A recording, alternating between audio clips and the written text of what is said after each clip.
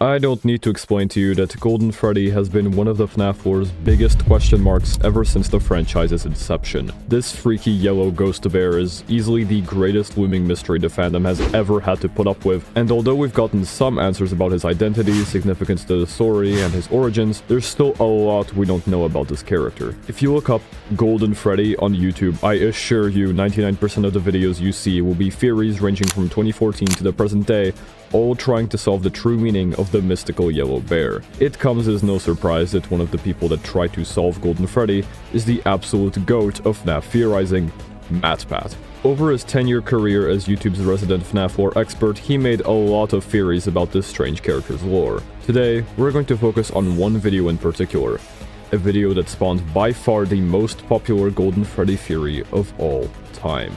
FNAF, we solved Golden Freddy. Very original title, I know. Was Matpat 100% right about Golden Freddy's identity? No. But did he use valid evidence to get to his conclusion? Also no. But was he able to get really close?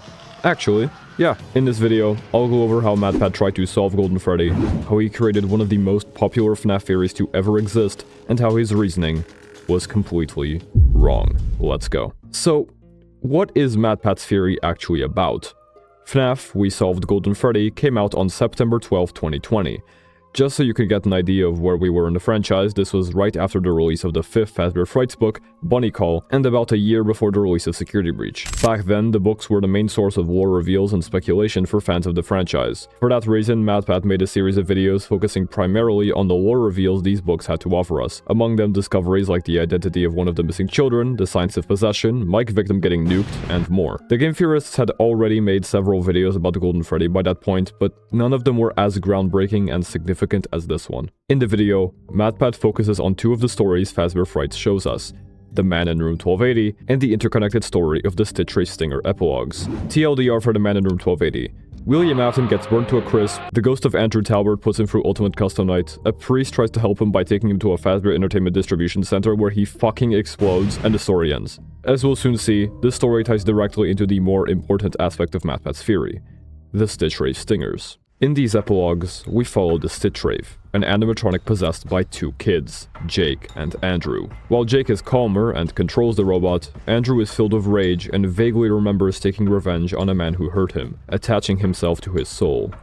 Matpat astutely pointed out that Andrew, who is clearly the kid we saw in The Man in Room 1280, not only matches up with the description of a dead child found inside Golden Freddy in a previous story, The New Kid, but is also very similar to Ultimate Custom Night's vengeful spirit, who most theorists had already agreed was Cassidy, the 5th missing children incident victim. So, it then made sense to say that Cassidy was a parallel to Andrew. Matpat uses this connection to propose an interesting hypothesis.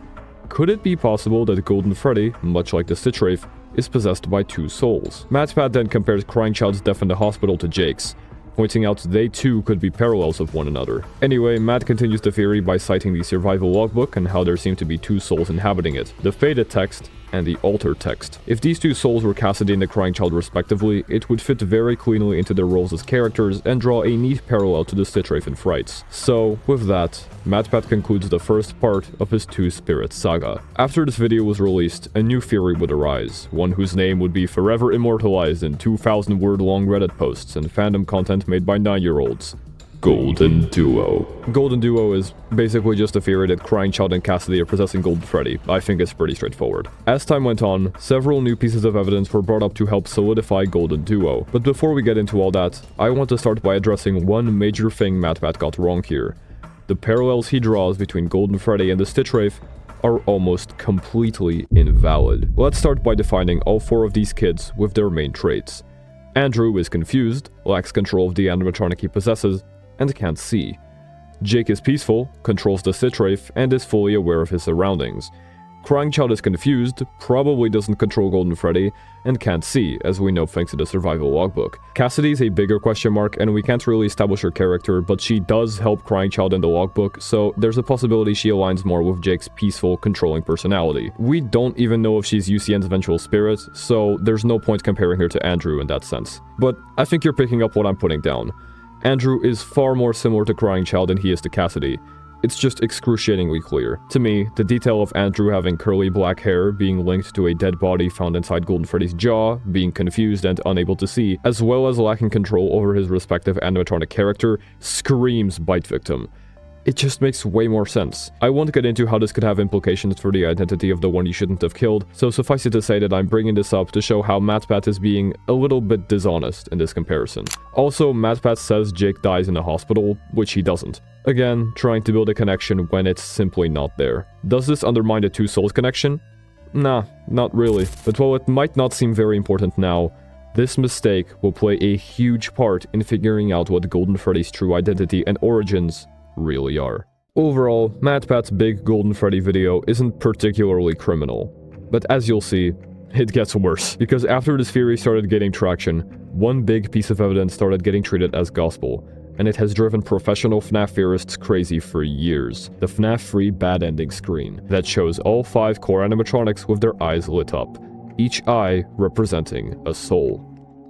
If you beat FNAF 3 without doing the happiest day minigame, you get the game's bad ending. This gives us a screen where our 4 main animatronics each have one glowing eye, symbolic of the fact that their spirits haven't been released yet. Seems pretty self-explanatory, right? But then look who we have in the back. Golden Freddy, with not just one glowing eye, but 2. This was always the backbone to the whole 2 spirits debate. The idea that, unlike all the other animatronics who each had one kid's spirit inside of them, Golden Freddy was different. He had 2, both the innocent crying child spirit and the vengeful spirit Cassidy, the 5th victim.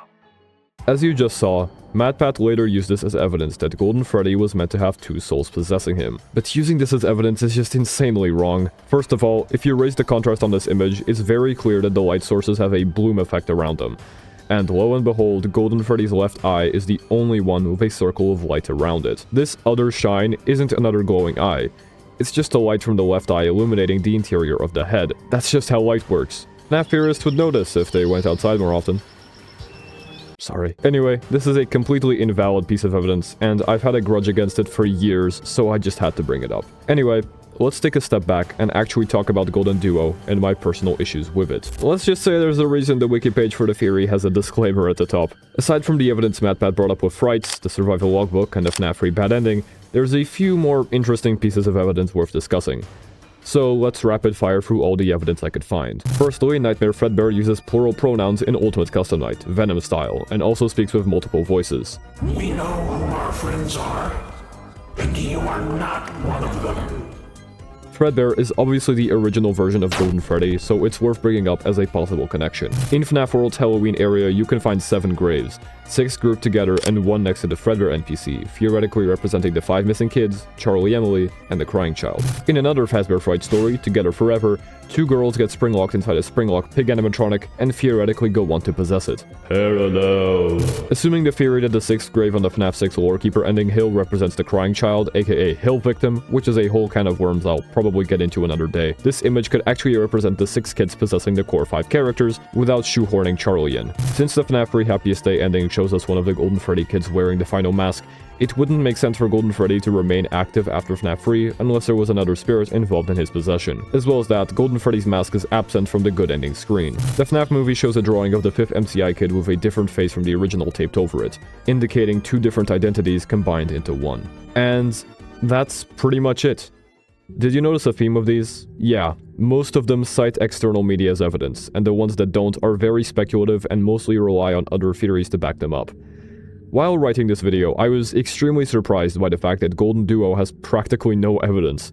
I always kind of figured it made sense and was one of those soft canon theories everyone accepted, but come to think of it, it really isn't. Turns out there's a theory that makes a lot more sense, and Matpat got ridiculously close to getting it right, but he didn't. So what is it? Well, remember how I brought up that Matpat swapped the parallel characters for Jake and Andrew?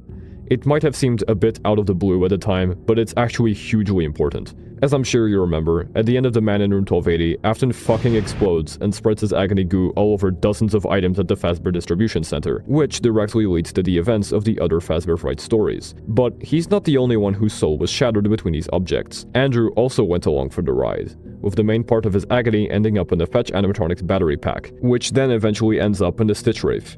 Getting rid of all this agony becomes a major plot point later on in the Stingers, and it's basically straight up said that Afton and Andrew stained hundreds of objects with their pain and memories. Only when all of the objects infected by Andrew are gathered can he finally move on. Now, riddle me this. Is there any character in the games who could have shattered himself across space and time and imprinted his soul and memory onto the memorabilia of the Fazbear franchise, with the main part of him being left in one specific character? Oh right, it's Crying Child, the kid who we already established is an obvious Andrew parallel. But withered, I hear you ask. What do you mean Crying Child was shattered? Are you saying he could be some sort of ShatterVictim? Yeah. This is ShatterVictim, one of the most beautiful FNAF theories of all time. The premise is, you guessed it, that after his death, Crying Child's soul was shattered across the various animatronics, locations, and items of the Fazbear Entertainment franchise. So let's go over some of the evidence. Time for another quick-fire round. At the end of FNAF 4, the Fredbear plush promises to put Crying Child back together, which is very similar to what Michael says he did to Elizabeth in FNAF's sister location. And I found her. I put her back together, just like you asked me to. In the latter game, it's made very clear that Elizabeth's soul is shattered through the Funtime animatronics due to Afton's experiments and the scooper. So in that sense, Crying Child's soul also being shattered makes sense. By the way, Golden Freddy has the same position as Baby on night 5, the same night her soul is refused. Food for thought. If ByteVictim is the happiest day receiver, beating the minigames required to get the ending is equivalent to gathering his memories and putting him back together. After all, each one of these ties back to something we saw happen to him in FNAF 4's minigames. This also links back to how Andrew moved on in the books. The fact that Crying Child seems to be inhabiting the survival logbook in some way, and that he can change the text in it, is enough to assume he has some control over it. He's also lost, scared, and lacks major memories like his name and things he did in life, similar to Andrew, who was also shattered. In The Silver Eyes, one of the main characters, Marla, says this: "I don't know. Sometimes I have little moments where it's like there's something I forgot, something I regret, or that I'm happy about. Maybe we're all shedding our fear and regret and hope everywhere we go, and catching up traces of people we've never met." This would be similar to how Crying Child shed his memories and emotions everywhere while he lived, and how he would have imprinted himself onto the franchise when he died. These memories would have been picked up by the MCI kids, like Marla said. In FNAF 1, a set of posters showing crying children can appear. Not the strongest evidence, but they're similar enough to his sprite that they make me think Scott could have retroactively made them into representations of ByteVictim. In the week before, Golden Freddy is associated with a female voice, likely Cassidy, but if you type 1983 into a phone, you hear a recording of the Byte of 83, and then are killed by a ghostly entity described similarly to Golden Freddy. Cassidy has no connection to the Byte, but you know who does? Yeah. There's more evidence, but these are pretty much all the main points for this theory. ShatterVictim is one of the most popular Crying Child theories in the space right now, and has been for quite a few years.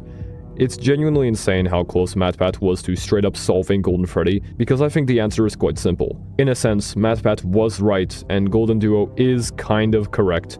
There are two souls inside Golden Freddy, but it's not through standard possession. Instead, a fragment of Crying Child's soul is inside Fredbear, while the rest of him is shattered throughout the other animatronics and buildings. That's why Happiest Day is so important. It's gathering all the pieces needed to put him back together, and finally letting him move on. After all, Fazbear's Fright is a location with practically all the remaining pieces of Fazbear memorabilia and animatronics stored inside. Only in a place soaked in his pain and memories can Crying Child truly move on.